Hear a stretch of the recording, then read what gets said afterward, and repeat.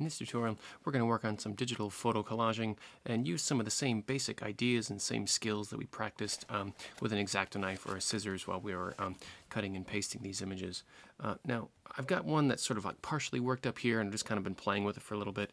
Let me kind of piece it apart layer by layer by layer and show you what's going on here. Right? We've got images that were cut and pasted from a magazine, something like a background seascape here, and then some photographs of blue jeans from like a blue jean advertisement, and then a portrait that I didn't take. Honestly, I owe the credit for this photograph for the security guard at my graduate school, the front desk of my graduate school studios. But hey, I love the picture. I think it's kind of creepy and weird, and it looks like I just wandered through the jungle in order to get to art school. But now I've got this great thing to work with for photo collaging.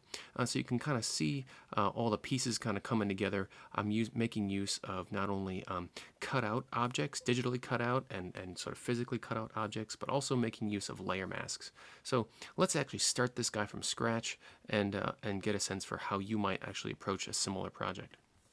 I've got a folder full of images here that I cut out of a magazine and then rephotographed. And honestly, I didn't even try very hard to photograph them carefully. I suppose I could have used a flatbed scanner and gotten good lighting, but this assignment, I'm not even really so concerned about like high image quality. I'm more concerned about how might I make use of sort of cut and pasted edges and collaged effects. So, wonky colors and crudely rephotographed images with lots of reflections, I'm not going to be so fussy about those.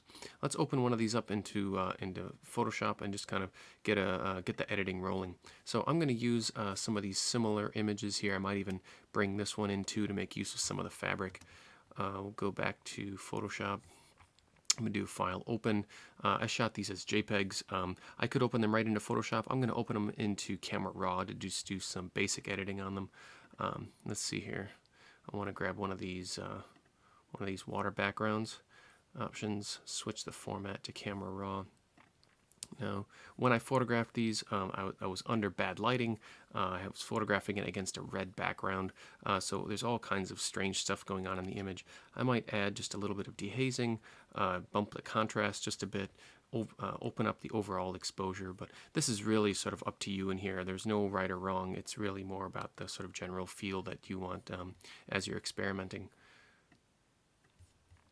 And I'll open this one up into Photoshop, and I'm going to end up with a running list of tabs along the top here, and I'll show you how we're going to make use of those.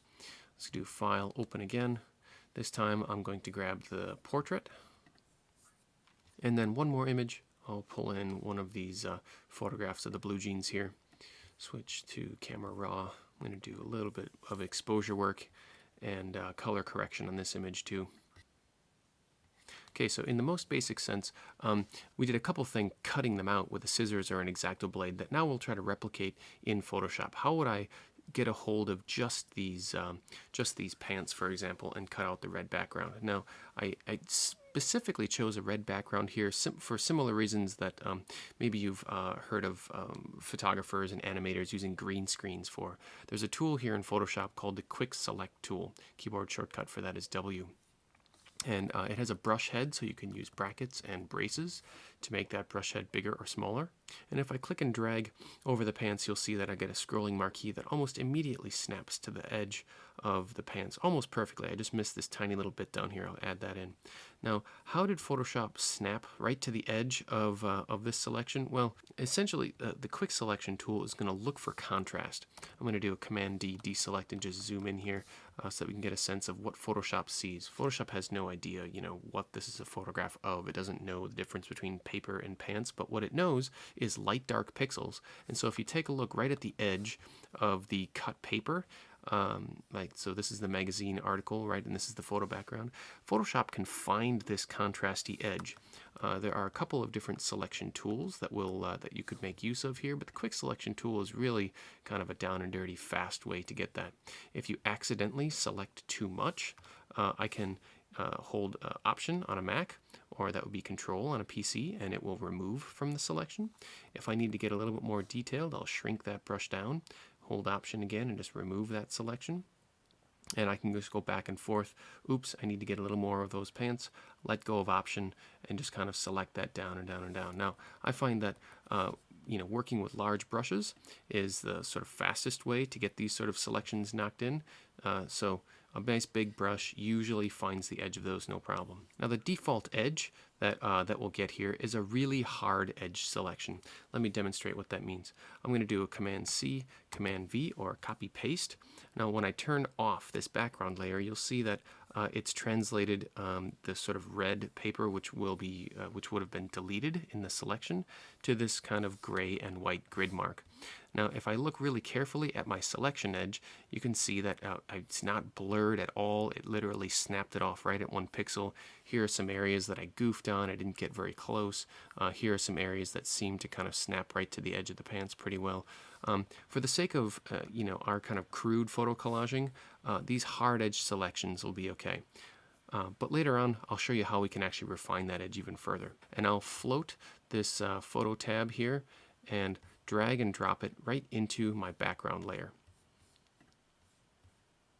Keyboard shortcut V, and I'll just drag one photo into the other.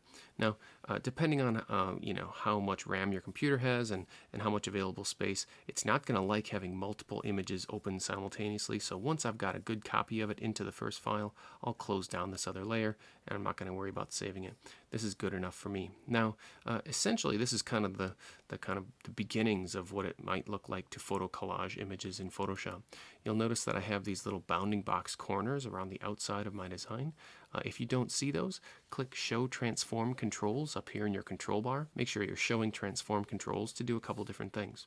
If I zoom out, I can do rotations of those images. I can also shrink and expand. Now, in early versions of Photoshop, in order to avoid accidentally distorting the image, you had to hold Shift. Now, in this updated version of Photoshop, if you hold Shift, you'll actually distort and stretch the image, right? So just don't even mess with Shift at all. Just expand and contract those without holding it. Now, whenever I perform what Photoshop considers a transformation, it wants me to accept that transformation. Use this little check mark or the X mark up on top. If I accept it, it'll just stay exactly like it is. But if I reject the transformation, it'll snap it right back to its original position. That can get a little confusing because until you actually accept that transformation, Photoshop won't allow you to really do a whole lot else, right? It can be a little frustrating. So also, keep a left hand on Command Z. I find that making mistakes in here, it's just sort of like part of the kind of back and forth play of experimenting here. Just with these two layers overlapping, I like the way that these two blues are looking. I like the way that the kind of like rigid stair-stepping of the pants is overlapping the rigid stair-step of the waves. If I work with just kind of solid opacities, that can have a certain kind of look and feel to it. I can also work with duct opacities, which will start to allow images to pull through each other. And this way I brought the blue jeans here down to a 70% opacity, and I'm starting to pull the skyline back through, almost applying the jeans as a texture. I can also blend the layer masks, or blend the layers differently using different blending modes. Overlay is one that often kind of just picks up the high areas, almost like using it like a texture, but just sort of like scroll through those and you'll find ones that you like the way they feel and like the way they look. I'm going to stick with normal right now, just duck the opacity lightly and then bring in my portrait. Now, since the portrait was photographed off of an ID card, it actually comes in as a really small image. Let me drag and drop this in to give you an example. So when I dragged and dropped it into these other images, it came in as a really small picture. I'm not sure how big this one is. Let me go back and do an image size here. Yeah, so it's only 4x5 at 240. Some of these other pictures were photographed with a fairly large camera. So expect that if you're using images that are coming in from different places, that you may actually have like physical size differences. As you stretch images to fit or shrink them down, you may see a lot of distortions happening there, but that really is just kind of part of the way this project unravels. I'm going to stretch this image and just kind of live with whatever distortions happen along the way. Since I stretched it up, Photoshop is asking me to accept or decline, so I'll just double click instead of clicking a little check mark, and it accepted it. So Earlier I was talking about how I might refine a selection if I wanted something other than that really hard edge. Well, in this image, let's just say, for example, I wanted to cut out this kind of puke yellow green, yellowy green background. Well, I might use the quick selection tool again and quickly just sort of snap a selection right along my edge. And now I want to come in and do a few things. One, I don't want such a hard edge selection. And two, I want to see what I can do to kind of get everything, even these kind of stray hairs and the kind of crazy beard hairs. Now that would be a really difficult selection to get unless I came in under Select and Mask. Now in Select and Mask, I can really refine this selection the same way that I might be able to use an X-Acto blade and really carefully cut out along details. I like to use Overlay View, so this keyboard shortcut V up here. I like to turn on just a little bit of Smart Radius, and right here where it says Edge Detection. But right along the upper left-hand corner toolbar, there's a tool here that almost looks like hair. It's called the Refine Edge Brush Tool, R. I'm going to use that tool, and it expands and contracts just like the regular brush tool. And I'm going to run that right along my selection edge, and you'll see how magical this is. It just finds all those stray hair objects and snaps right to those edges. It's really kind of a handy tool. They used to call that the hairbrush tool in older versions of Photoshop, so occasionally you'll hear me refer to the hairbrush. This is what I'm referring to, just kind of cleaning up those selections. Now what is also happening here too is it's not just selecting in a real kind of like finely detailed way along my edge, but it's softening the edge of my selection so it doesn't have that feel of being so like scissors and paper cutout. It has a little bit more of like a photographic selection where the edge is just slightly blurred. So I'm going to click OK. And so you see the kind of scrolling marquee here, that selection that walks around. If I want to immediately snap that to a layer mask, I'll click my layer mask tool, and that sort of plops me now cut out into my space. So now I'm working with a background, an object, and a portrait. Those are the three basic pieces I want you to be able to work with here. So a minimum of 3 different pieces that you're cutting and working with and rotating and manipulating. I want you to at least kind of consider how these things also may fit together.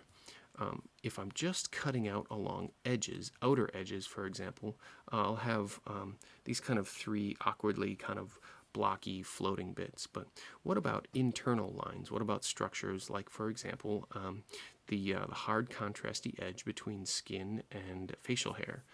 If I go back into this image, I'm going to make a copy of this layer, Command J.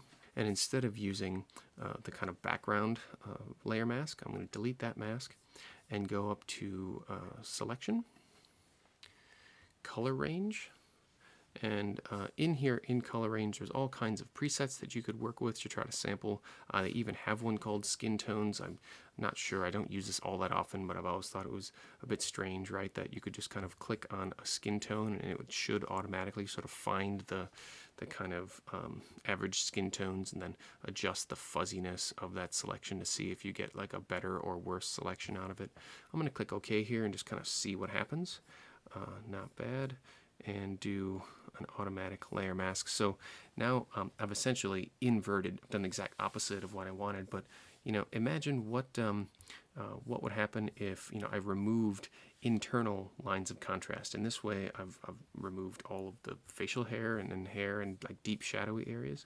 If I do a Command I and invert that, now I've converted my skin tones essentially to being just those waves.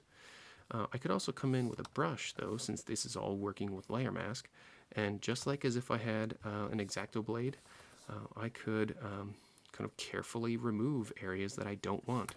You saw this in the kind of front page image right at the beginning of the tutorial where I had sort of done a similar skin tone selection and then customized the cutout here. So essentially now I've got multiple layers happening in the image. I have this kind of window mask around the ID photograph. I can kind of move this around the image and choose either more water or more blue jeans or some kind of combination of the two. But in the most basic sense, what I'm looking for from your